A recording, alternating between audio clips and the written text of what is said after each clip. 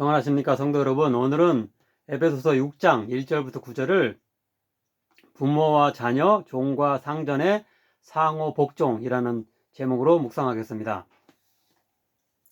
어제 살핀 남편과 아내의 관계에 대해서 마찬가지로 본문의 부모와 자녀, 종과 상전의 관계에 대한 교훈 역시 5장 21절에 성령 충만한 자의 행동 중 하나인 그리스도를 경외함으로 피차 복종하는 일의 구체적 사례로 소개됩니다.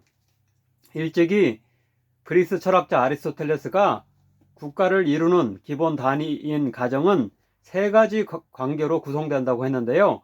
에베소서와 마찬가지로 남편과 아내, 부모와 자녀, 종과 상전의 관계입니다. 당시에는 오늘날의 직업과 경제활동이라는 것이 분리되지 않고 가정 안에서 이루어졌는데요. 곧 노예들이 대가족으로서 많은 구성원이 있는 가정에 함께 거주하면서 그 가정의 살림을 도맡아 했던 것입니다. 그런데 이 가정에서의 세 가지 관계에 대한 전통적 규정들이 있었는데요.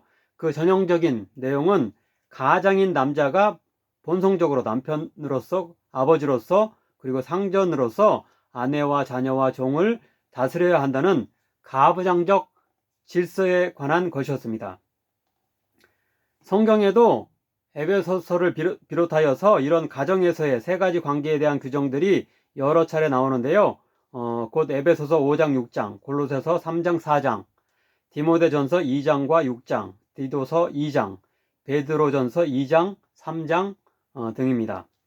우리는 그러한 규정을 보통 가정규례라고 부릅니다. 이렇게 이 남편과 아내, 그리고 자녀와 부모, 또 종과 이렇게 그 상전 혹은 주인, 이 관계에 대한 그 규정들이 성경에 나오는데 그것들을 가정규례라고 칭합니다. 하지만 당시 그리스 로마 세계의 가정규례와 본문의 기독교적 가정규례의 차이점은 후자는 가부장적 질서를 일방적으로 옹호하는 것이 아니라 상호간의 관계로 주장하며 균형을 이루게 한다는 사실입니다. 대표적으로 5장 21절은 당시 가정 속에서 약자인 아내와 자녀와 종에게만 복종을 요구하지 않고 절대 권력자로서 남편과 아버지와 상전된 가장 역시 아내와 자녀와 종에 대해 복종할 것을 똑같이 요구하고 있습니다. 그리스도를 경외함으로 피차 서로 상호 복종하라 라고 이렇게 말씀하고 있는 것입니다. 이 근본 원리에 대한 구체적 적용 사례인 아내와 남편, 자녀와 부모, 종과 상전 각각에 관한 규정들에 있어서도 단지 전자가 해야 할 일뿐만 아니라 후자가 이렇게 좀 우위에 있다고 여겨지는 그런 후자가 해야 할 일도 동일하게 이렇게 동시에 이야기하고 있습니다.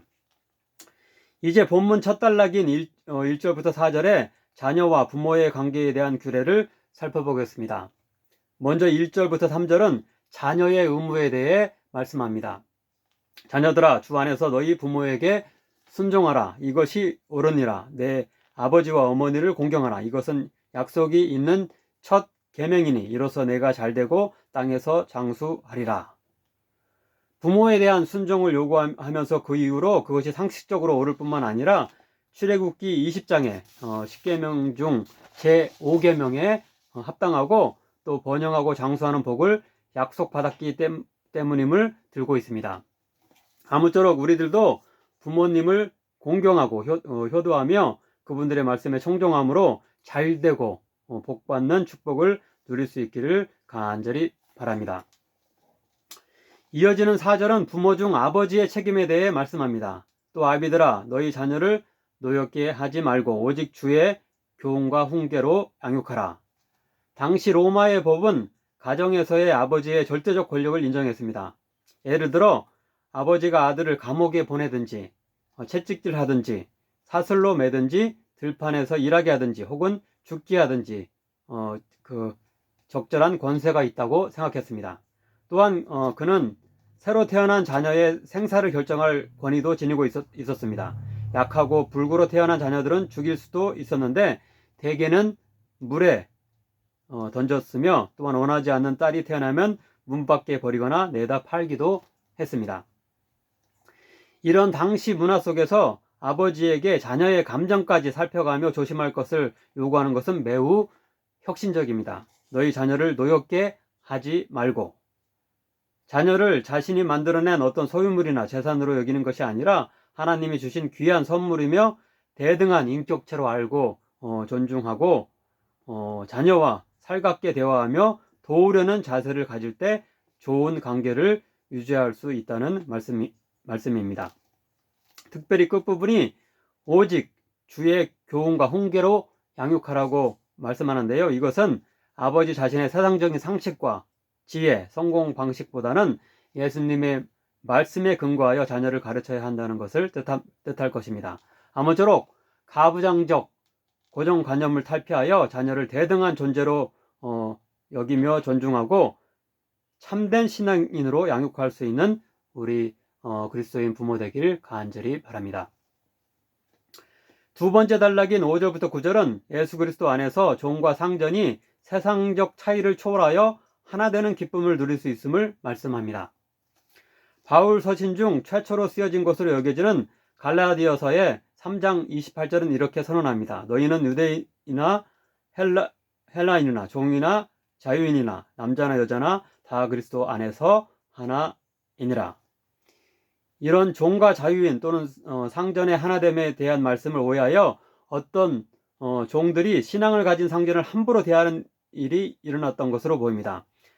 디모데전서, 이렇게 좀 나중에 후대에 쓰여진 바울 서신으로 알려진 디모데전서 6장 1절 2절입니다.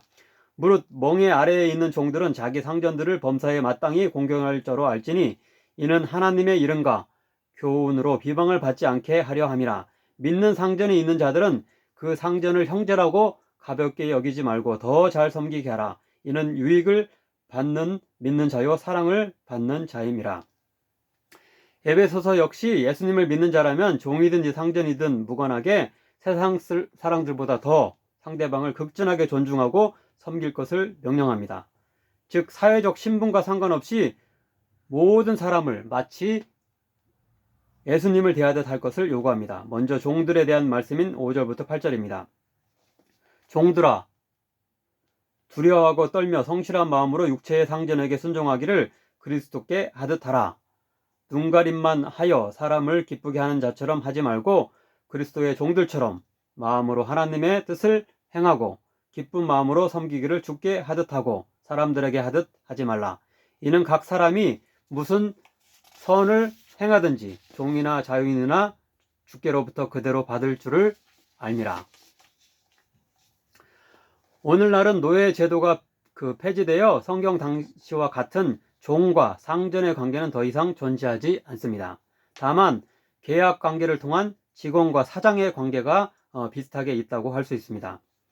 따라서 본문에 근거하여 과거와 같이 직원에 대해 무조건적인 순종을 요구하는 것은 합당하지 않을 것입니다. 오늘날 계약 관계는 근본적으로 상호간의 평등을 전제하기 때문에 사장의 모든 말에 직원이 순종할 필요는 없을 것입니다. 단지 계약상으로 규정된 것만 지키면 되며 혹 계약에 무리한 사항이 있다면 다음 그 기한에는 상호 협의하에 수정할 수 있을 것입니다. 그러나 본문은 오늘날에도 기독교인이라면 직원과 사장 간에 서로 간에 지켜야 할 기본 규범이 있음을 교훈합니다. 즉 직원은 사장을 예수님을 대하듯 섬기는 자세로 대하며 최선을 다해 일해야 한다는 뜻입니다. 이에 상응하게 마찬가지의 태도로 사장은 직원을 대해야 할 것입니다. 9절입니다. 상전들아 너희도 그들에게 이와 같이 하고 위협을 그치라. 이는 그들과 너희의 상전이 하늘에 계시고 그에게는 사람을 외모로 취하는 일이 없는 줄을 너희가 알미라. 사장 역시 직원을 예수님을 대하듯 해야 하며 직원에게 선행을 행하면 종말에 하나님의 심판 때 상급이 있을 것임을 약속합니다. 아무쪼록 예수님의 영광을 위해 우리의 직장 생활에서도 최선을 다해 일하며 다른 이들을 섬김으로 기쁨의 일터를 만들고 천국에 가서도 큰 상급을 누리는 우리들 되길 간절히 축원합니다. 기도하겠습니다. 사랑의 하나님, 자녀와 부모, 종과 상전의 관계에서도 상호 복종이 있어야 함을 배우게 하시니 감사드립니다. 예수님 안에서 하나 되며 화목하고 평화로운 우리의 가정과 일터가 되게 하소서. 강요와 압박과 위협이 아니라 상호 존중과 섬김, 돌봄 가운데 행복과 기쁨이 넘치는 가정과 일터가 되게 하소서. 예수님의 이름으로 기도하옵나이다. 아멘.